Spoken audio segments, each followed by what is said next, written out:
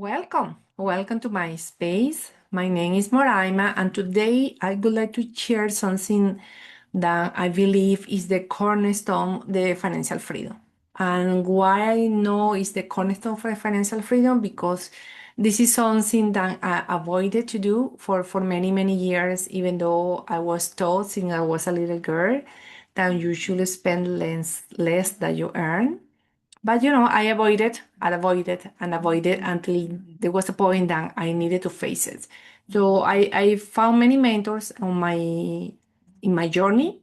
One of those mentors was Ramit Sethi. I will, share with you actually a free resource that he has available.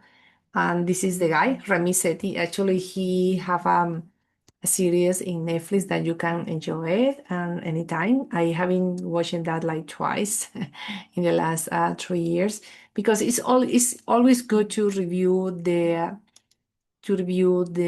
fundamentals. So let me give you an example of what the conscious spending plan means. I do not agree with some of the thing about his teaching, but mostly what I do agree is that we need a spending plan. I have a different way to do it personally, but this one is an excellent example, and this is free and so easy to do. As you can see here in my left side of the screen, that's the conscious plan. So this is a free resource that you, as I said, you can download it, Google it, but I will have the link in the description of the video if you want to do it yourself. It's at one page, then you can see yourself. If you have a partner, see with your partner and do it because this is really, really interesting. So let's start because this video is gonna be short. Basically, what I did is use this fictitious name, Sarah. She's 58 right now, and she realized that she haven't saved enough money for her retirement. And she wants to know where she is now. I know, I understand how difficult this can be because believe me, I've been there. I've been there. I know it's not easy to do it. Even though this is a simple spreadsheet, it's not as easy to do it. Let's say in this particular case, her assets, including car, the house, and etc., is about 500,000. She have in a tax freezer account $10,000. She have been saving $1,000 and she have in a regular bank account. And her mortgage is at 3,000. She doesn't have any other debt, so this is her net worth. So this net worth we need to increase it because now let's go to her spending plan. Basically, her income is about 7,500 before all of the reduction.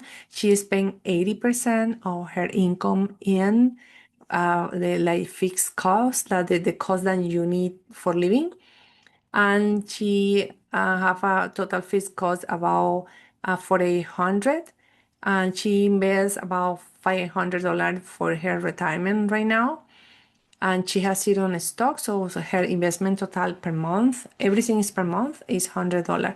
She say about 7% of her income for a house renovation that she wants to do.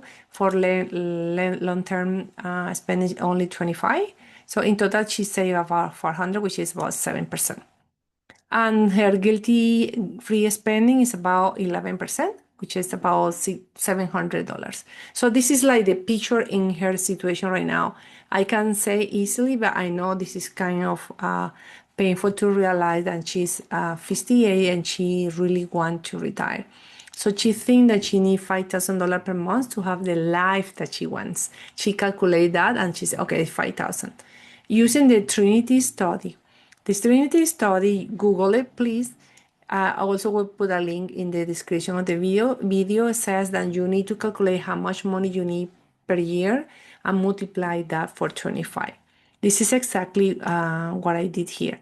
So she needs like 5,000 times 12 because it's a year times 25.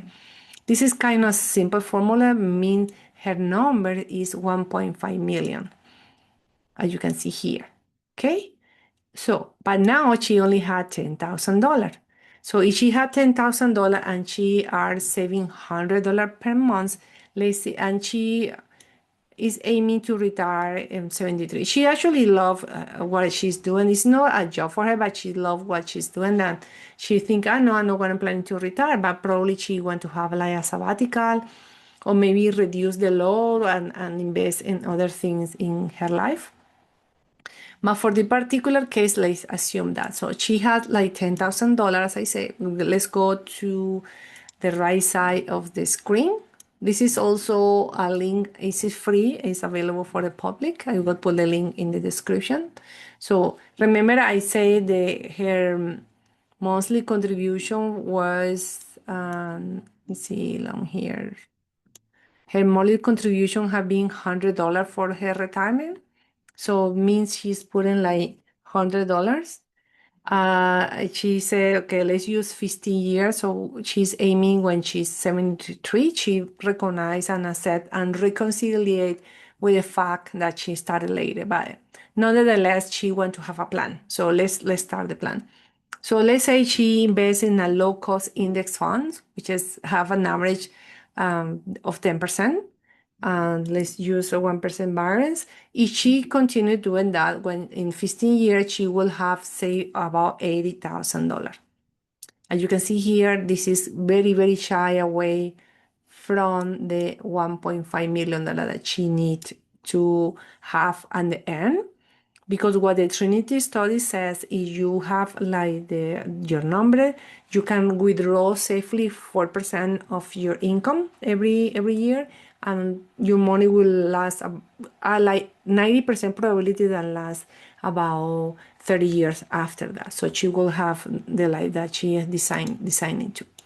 You will sense here that the time horizon is a competitive advantage. Let's say I realized that when I was 25, probably 25 plus 15 means I can retire in 40. But let's work with this case. So let's say how much she need to invest. Let's say she add $200 more to her retirement. Let me move myself over here. Okay. Let's say she now is saving $300 because remember she started with 100. So she calculate and now she have 156, which is still. So let's keep doing adding more. Let's say she add like $100 plus 500, so it means 600 on top, 500 on top that what she was saving. Now she's have a $250,000, but still short.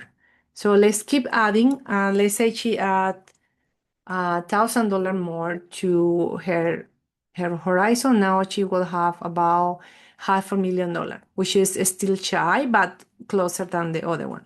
So this particular case, as was presented to me in my early 40, my financial advisor told me that I needed to save like $10,000 per month additionally in order for me to retire before 65. I was in my early 40s at that time, so that was really, really discouraged. So one thing that I could do is to prepare myself or look for more risky investment. Like assume you will find something that's giving you 15% instead of 10. So if I calculate, I will have $700,000, which is even more, but means I'm saving $1,100 per month. But let's pause here. Before she even starting to doing this, in order to have financial security, she needs to save at least 6 to 12 months. I assume 12 months because she's 59.